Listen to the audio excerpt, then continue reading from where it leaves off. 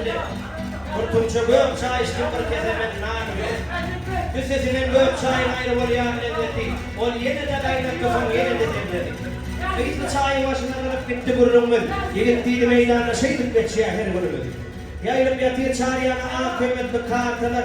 Bu yerlerden ıspanak çöple attılar atalar. Atam gururum verirdi. Şu toprağın tarihi. Şimdi orta bu yerden etme uçuyum tarihi. Ben yiyem şarkıyla. Bir yer eğitimine olum kapın sözüm karşı kalıp sağdına. Dedim dövecek buraya tutanın kapanın devlet kaptım bu bahttan. Niye de devlet kapar?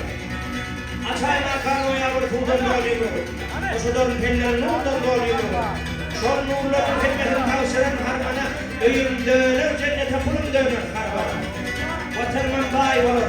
Kurbağaman bayi olur da şeyim olur da benim doğum. Şahit olur. Barış şurucu gamliye benim süyyem maralım. Benim bildiğim takır pantan koyun kuroyun. Ah maralım. Benim köyüm failmi. Şu ver tanıyorum sakıntıya vermeye failmi. Düssesinin gök çayın ayrı bol yarın edetti. O yeniden aynattı son yeniden edetti. Sonra oldu şuraya da bu vakti aşık bilen atışık navar ile. Yekkece kaşık bilen.